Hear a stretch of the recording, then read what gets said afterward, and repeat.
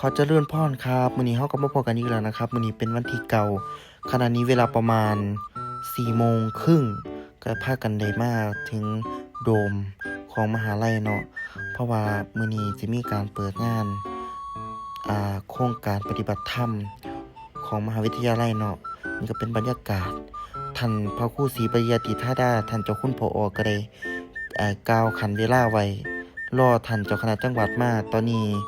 พระธรรมวชิรสุตตาภรณ์ท่านเจ้าคณะจังหวัดก็ได้เดินทางมาถึงแล้วท่านคณะพระอาจารย์ก็ได้ไปนิมนต์เรียนเชิญมายังประลัมพิธีก็เป็นการต้อนรับท่านเนาะขั้นตอนต่อไปก็จะเป็นการจุดธูปเทียนไหว้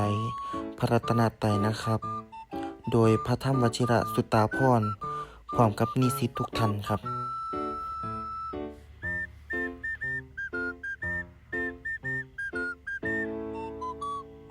นี่เขาก็กราบแล้วก็กราบที่นี่ก็ได้นิมนต์ท่านขึ้นยังแทนพิธีของท่านเนาะให้ท่านก้าวขึ้นคำโอวาทเปิดงานแต่ก่อนสิได้เปิดงานนั้นก็จะเป็นการสักการะก่อนนะครับที่นี่ท่านเจ้าคุณผอ.ศรีปริยัติธาดาท่านรองเจ้าคณะจังหวัดบุรีรัมย์เนาะองค์ที่2ท่านก็ได้ถวายคืนว่าจะในเครื่องสักการะเนาะที่นี่ก็เป็นท่านพระมหาอภิสิทธิ์วิริโยดอกเตอร์ปทเก่ารองผู้อำนวยการฝ่ายสถานศึกษาเนาะแล้วก็เป็นประธานฝ่ายวิปัสสนากรรมฐานนำท่านก็ได้สักการะเช่นกันต่อไปก็สิเป็นท่านนายกนิสิตเนาะพระพิพัฒน์ทันตาจาโรตัวแทนนิสิตถวายเครื่องสักการะอันนี้ก็เป็นนำทีมโดยท่านพ่ออาจารย์เอกชัดเนาะท่านก็ได้มากล่าวปฏิญาณตนต่อหน้าองค์ราชินีอดีตราชินีเนาะพระพันปีหลวงนี่ก็ได้นั่งสมาธิ93วินาทีหลังจากนั้นก็ได้ฟังโอวาทจากท่านเจ้าคณะจังหวัดก็จะเป็นการถวายเครื่องไทยธรรมแก่ท่านเจ้าคณะจังหวัดเนาะ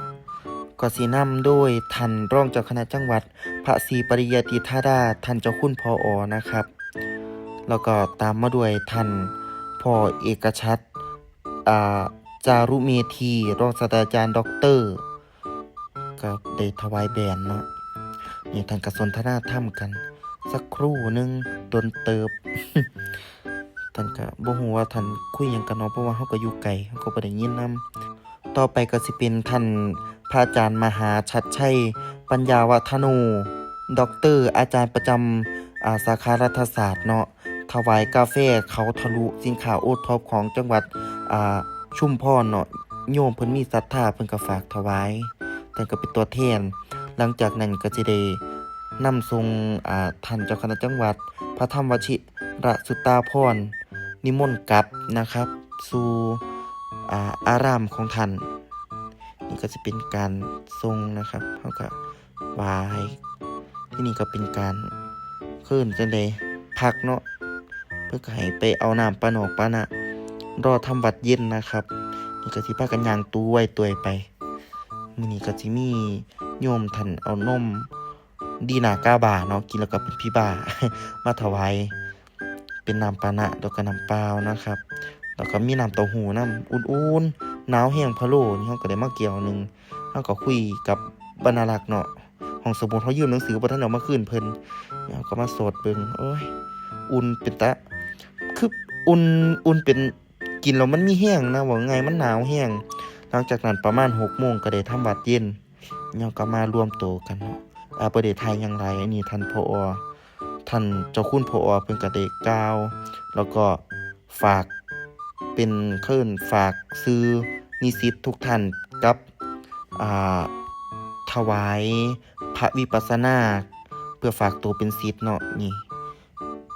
ที่นี่หลังจากนั้นก็จะเป็นการสักการะอันนี้รองนายกของนิสิตนะครับเฮาก็ฝากตัวเป็นศิษย์เรียบร้อยแล้วก็ปฏิญาณตนว่าสิตั้งใจจังซั่นจังซี่แล้วแต่ไผเนาะเพิ่นก็พาเว้าพาหยังนะครับนี่เฮาก็ไหว้พระเสร็จแล้วเฮาก็ไหว้พระวิปัสสนาก่อนสิกลับนะครับไว้พอกันใหม่มื้อหน้าครับ